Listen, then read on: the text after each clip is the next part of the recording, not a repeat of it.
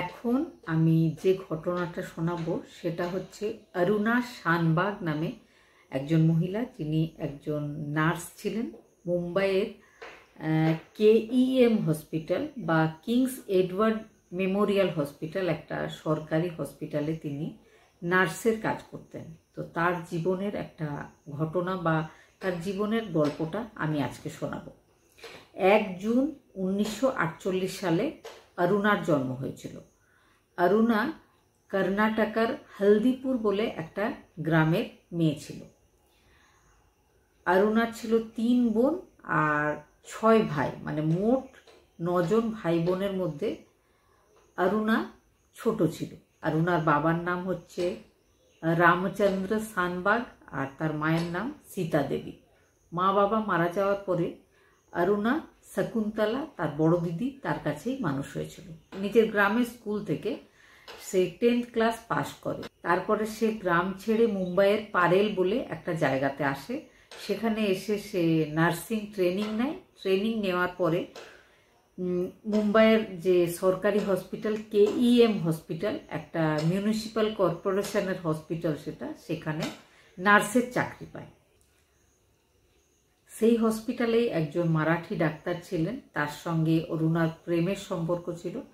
তো দুজনে বিয়ে ঠিক হয়ে যায়, তারপরে আংটি বদলও হয়। আর তার বিয়ে হওয়ার কথা ছিল 74 সালের জানুয়ারি মাসে। আরও একটা কথা বলে রাখি, অরুণা যে হসপিটালের নার্স ছিল সেই হসপিটালে কিন্তু সেই সময় কুকুরেরও চিকিৎসা করা হতো। তো অনেক কুকুর সেখানে থাকতো। আর কুকুরদের যে ডিপার্টমেন্ট ছিল, মানে ওই ডিপার্টমেন্টে যারা যারা কাজ করে, সেই ডিপার্টমেন্টের বিশেষ ভার দেওয়া থাকতো অরুণার ওপর। কোনো কেউ ছুটি চাইলে বা কার কি ডিউটি হবে, এগুলো সব অরুণাই ঠিক করতো। ওই হসপিটালে কুকুরদের যে সেকশন ছিল সেখানে একজন সাফাই কর্মী বা ওয়ার্ড বয় ছিল, তার নাম ছিল সোহনলাল বাল্মীকি। তার সঙ্গে অরুণার সবসময় কোনো না কোনো ব্যাপারে শত্রুতা লেগেই থাকতো, কারণ অরুণা তাকে পছন্দ করতো না। কারণ সেই যে সোহনলাল, সে কুকুরদের খাবারের জন্য যে মাংস আনা হতো সেটা সে নিজের বাড়ি নিয়ে চলে যেত, নিজেই খেত, কুকুরদেরকে ঠিক করে খাবার দাবার দিত না। অরুণা কিন্তু সোহনলালকে সবসময় তার কাজের ভুলগুলো ধরে দিত বা কি কি কাজ সে ভুল করছে সেগুলো সবসময় বলতো। সোহনলাল সবসময় অরুণার উপর কোনো না কোনো কারণে রেগেই থাকতো। তো ঘটনার দিন সোহনলাল অরুণাকে বলে যে তার গ্রামে শাশুড়ি অসুস্থ, তো সে শ্বশুরবাড়ি যেতে চাইছে, ছুটি চাই তার। তো অরুণা বলে যে না, তুমি তো কাজ ঠিক করে করোই না, আবার তুমি ছুটি চাইছো, তোমাকে ছুটি তো দেওয়াই হবে না, আর আমি উপর মহলে চিঠি লিখবো তোমার নামে, কমপ্লেন করব, তো দেখবে তোমার চাকরিটাও চলে যাবে। সোহনলাল খুব বিরক্ত হয়ে রেগে যায়, তো চলে যায়। তারপরে অরুণা কিন্তু নিজে ডিউটি সারার পরে একটা রুম ছিল যেখানে নার্সরা নিজের জামা কাপড় চেঞ্জ করতো, বেসমেন্টে ছিল সেটা। তো অরুণা 27 নভেম্বর 1973 রাত্রেবেলায় সে সেই চেঞ্জিং রুমে জামা কাপড় ছাড়তে যায়। আগে থেকেই পেছনে সোহনলাল লুকিয়েছিল, যেহেতু কুকুরের ডিপার্টমেন্ট ছিল সেটা, তো কুকুরকে বাঁধার একটা চেন ছিল সোহনলালের হাতে। সোহনলাল পেছন দিক থেকে এসে অরুণার উপর অ্যাটাক করে, গলাটা সেই চেন দিয়ে টাইট করে দেয়, তারপরে তাকে রেপ করে। কিছুক্ষণের মধ্যেই সোহনলাল লক্ষ্য করে যে অরুণা কিন্তু একদম নিস্তেজ হয়ে পড়েছে। তো সোহনলাল ভয় পায়। সোহনলাল অরুণাকে ওই অবস্থায় ফেলে রেখে সে কিন্তু পালিয়ে নিজের শ্বশুরবাড়ি চলে গেছিল। সকালবেলায় সাফাই কর্মীরা ঝাড় দিতে এসে দেখতে পায় যে অরুণা নিস্তেজ হয়ে পড়ে রয়েছে, চারিদিকে রক্তারক্তি, তার জামা কাপড়ও ঠিক মতো পরা নেই। তো সঙ্গে সঙ্গে ডাক্তারদের বা পুলিশকে সবাইকে খবর দেওয়া হয়। ডাক্তাররা যখন আসে, ডাক্তাররা দেখে যে অরুণা কিন্তু তখনও বেঁচে আছে। তারপরে অনেক পরীক্ষা নিরীক্ষার পর বোঝা যায় যে অরুণা বেঁচে আছে, তবে কোমায় আছে।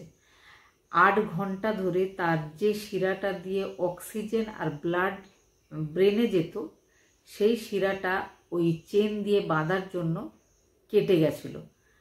আর 8 ঘন্টা যখন ব্রেন রক্ত বা অক্সিজেন পায়নি, তো ব্রেনটা ডেড হয়ে গেছে আর অরুণা কোমায় চলে গেছে। অরুণাকে তারপর থেকে ওই হসপিটালেই রাখা হয়।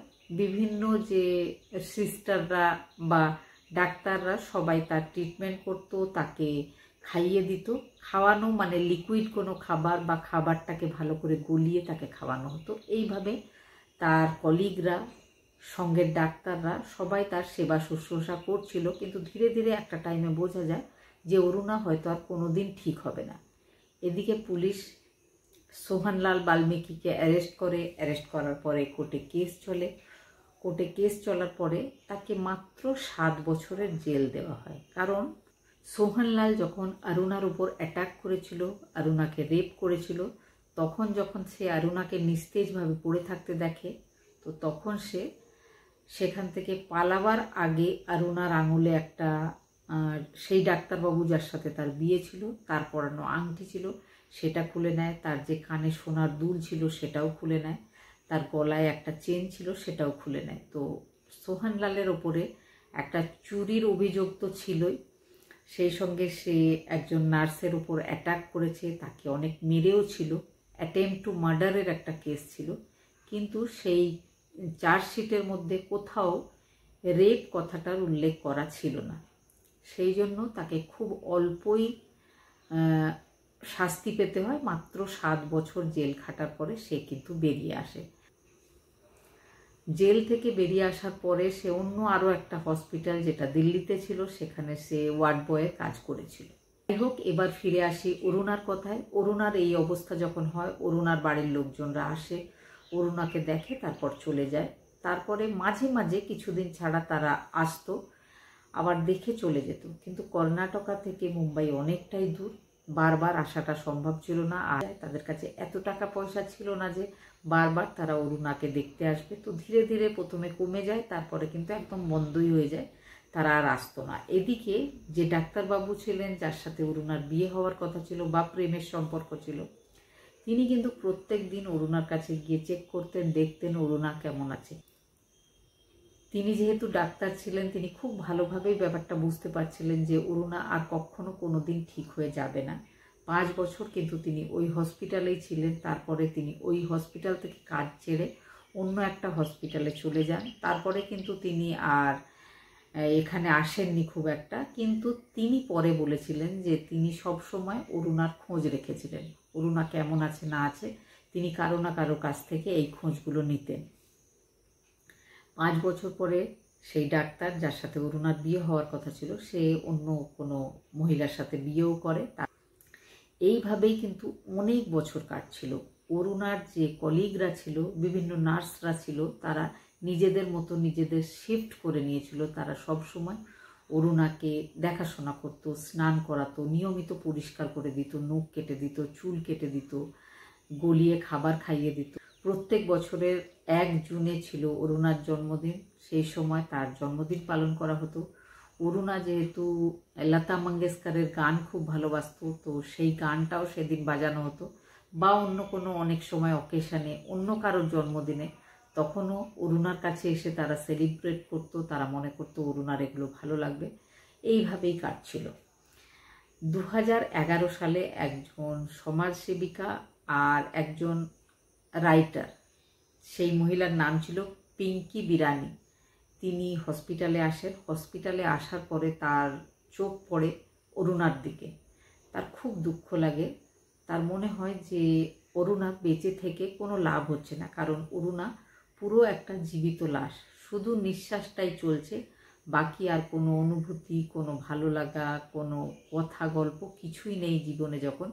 তো তার বেঁচে থাকার থেকে মারা যাওয়াটাই হয়তো ভালো। সেই জন্য তিনি কোর্টে গিয়ে আবেদন দিয়েছিলেন যে অরুণাকে যেন ইচ্ছা মৃত্যু দেওয়া হয়। কিন্তু 2011-তেই মে মাসে তিনি আবেদনটা করেছিলেন। কয়েক মাস পরেই আবেদনটা খারিজ হয়ে যায়, কারণ কোর্ট ইচ্ছা মৃত্যু তখনও ইন্ডিয়াতে কোনো নিয়ম ছিল না। আর তার যে আবেদন করার পরে অন্যান্য যে নার্সরা, ডাক্তাররা সবাই মিলে কিন্তু এই আবেদনটার বিরুদ্ধে তারা একটা স্ট্রাইক ডেকেছিল। তারা বলেছিল কোনো দিন তাদের সহকর্মী যে অরুণা শানবাগ, তাকে তারা ইচ্ছা মৃত্যু বা মরতে দিতে তারা একদম রাজি নয়, কারণ তারা চায় যে অরুণা তাদের সঙ্গী, তাদের সাথেই থাকুক, তারা এইভাবেই তার দেখাশোনা করবে। অরুণার যেদিন নর্মাল ডেথ হবে, স্বাভাবিক যেদিন মৃত্যু হবে, সেদিনই যেন অরুণা মারা যায়। তারা কোনোভাবেই অরুণাকে সেখান থেকে, হসপিটাল থেকে বাইরে বেরিয়ে যেতে দিতে চাইছিল না। এদিকে একসময় হসপিটাল কর্তৃপক্ষ মনে করে যে অরুণা কিন্তু সবসময় একটা রুম ঘিরে বা একটা বেড ঘিরে রেখে দিয়েছে, যার জন্য অন্যান্য পেশেন্টদের অসুবিধা হচ্ছে, অন্যান্য পেশেন্টদের একটা বেডের অভাব হচ্ছে, একটা বেড খালি হয়ে গেলে অনেক সুবিধা হয়। তো অরুণার বাড়ির লোকজনকেও বলা হয়েছিল যে অরুণাকে নিয়ে চলে যায় যেন তারা, কিন্তু তারা বলে তারা অক্ষম, তারা কোনোভাবেই অরুণাকে নিয়ে যেতে পারবে না। অরুণার ব্যাপারে হসপিটাল কর্তৃপক্ষ যা সিদ্ধান্ত নেবে সেটাই তারা মেনে নেবে। কিন্তু হসপিটালের লোকজনেরা, হসপিটালের স্টাফেরা কেউ কিন্তু রাজি ছিল না যে অরুণা ওই হসপিটালটা ছেড়ে অন্য কোথাও যাক। তারা কিন্তু বছরের পর বছর অরুণাকে ভালোবেসেছে, অরুণাকে যত্ন করেছে। তারপরে এক সময় অরুণার কলিগ কিছু নার্সের মনে হয় যে অরুণা সবসময় খাটে শুয়েই আছে, তাকে নিয়ে বাইরে মাঝে মাঝে ঘুরতে যাওয়া উচিত। তো তারা একটা হুইল চেয়ারে বসিয়ে অরুণাকে বাইরে নিয়ে যায়। তখন সব লোকজনেদের নজর অরুণার ওপর পড়ে, তখন তাদের অরুণার ব্যাপারটা মনে পড়ে যায়। তারা সবাই অরুণাকে দেখছিল আর সবাই আঙুল দেখিয়ে নানা রকম আলোচনা করছিল। তখন নার্সরা লক্ষ্য করেছিল যে অরুণা যেন এই ব্যাপারগুলোতে বিরক্তি অনুভব করছে, তার ফেসের এক্সপ্রেশন পুরো চেঞ্জ হয়ে গেছিল, সে একদম বাইরে থাকতে চাইছিল না। তখন তাড়াতাড়ি তাকে ভেতরে নিয়ে আসা হয় তার রুমে।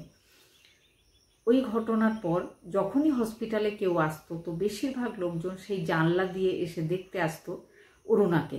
অরুণা এই ব্যাপারটাও পছন্দ করছিল না, বিরক্ত হচ্ছিল। তখন সেই জানলাটাও কিন্তু তার বান্ধবীরা বা তার সঙ্গী কলিগরা তারা জানলাটাও বন্ধ করে দেয়। এইভাবেই অরুণা কিন্তু বেঁচে ছিল 42 বছর। 2015 সালের মে মাসে অরুণার নিউমোনিয়া হয়। নিউমোনিয়া হওয়ার পরে তার কন্ডিশন খুব খারাপ হয়ে যায়, সঙ্গে সঙ্গে তাকে আইসিইউতে দেওয়া হয়, তারপরে তাকে ভেন্টিলেশনতেও রাখা হয়েছিল। কিন্তু কোনোভাবেই অরুণাকে আর ধরে রাখা যায়নি। 18 মে 2015-তে অরুণা নিজের নর্মাল ডেথে মারা যায়। তাকে অরুণা যখন মারা যায় তখন তার বয়স ছিল 66 বছর। আর অরুণা যেদিন প্রথম কোমায় চলে যায় সেদিন তার বয়স ছিল 25 বছর। দীর্ঘ 42 বছর অরুণা ওই একটা রুমে একটা খাটের উপর শুয়ে কাটিয়ে দিয়েছে। তার সঙ্গীরা, তার কলিগরা একদম বিরক্ত না হয়ে অবিরাম তার লাইফ সাপোর্ট সিস্টেম হয়ে তার সেবা করে গেছে। যখন অরুণা মারা যায় তখন কিন্তু আবার মিডিয়াতে এই খবরগুলো আসে। তখন সোহানলালের কাছে রিপোর্টাররা যায়, জিজ্ঞেস করে যে তার অরুণার ব্যাপারে জেনে কেমন লাগছে। সে বলে যে অরুণার এই অবস্থার জন্য সে দায়ী, সেই জন্য তার দয়া হয় অরুণার উপরে, আর সে ভগবানের কাছে অনেক কেঁদেছে, ভগবান হয়তো তাকে মাফ করবেন। সোহানলালের বড় ছেলে বলে যে আমাদেরকে আমাদের বাবা এই কথাগুলো কোনোদিনই বলেনি, আমরা পেপার দেখে জানতে পেরেছি। যখন আমার 10 বছর বয়স তখন আমি জানতে পেরেছি। আমি পেপার পড়ে আমার মাকে বলেছি। আমার মাকে বা আমাদের দুই ভাইকে কখনোই আমাদের বাবা এই কথাগুলো এসে বলেনি। আর আমার বাবা এই ধরনের একটা ঘটনা ঘটিয়েছিল বলেই আমাদের জীবনটা এত খারাপ। আমরা আমাদের গ্রামেও থাকতে পারিনি, সেখান থেকে এসে আমি আমাদের মায়ের যে গ্রাম সেখানে এসে আছি। সেখানের অর্ধেক লোকজনেরা তাকে চেনেই না, তার নামও জানে না। সে কোনো রকমে একটা লুকিয়ে যেন জীবন কাটানো, এইভাবেই তারা কাটাচ্ছে। তাদের বাচ্চারা, মানে সোহানলালের যে দুই ছেলে, তাদের কিন্তু কোনো দোষ নেই, তারা কোথাও কাজ পায়নি। তো তারা কিন্তু এইভাবে জীবন কাটাচ্ছে, আর তার জন্য তারা নিজের বাবাকেই দায়ী মনে করছে। কিন্তু সব কিছু দায় দায়িত্বর বাইরে যেটা সব থেকে বাজে ঘটনা সেটা হচ্ছে যে অরুণা শানবাগ একটা জলজান্ত মেয়ে, যার কোনো দোষ ছিল না, তাকে কিন্তু একটা পুরুষের লালসার শিকার হতে হয়েছিল। আর শুধু সেই জন্যই তার সারাটা জীবন, দীর্ঘ 42 বছর তাকে এইভাবে এক বিছানায় শুয়ে লোকেদের মুখাপেক্ষী হয়ে কাটিয়ে দিতে হয়েছে।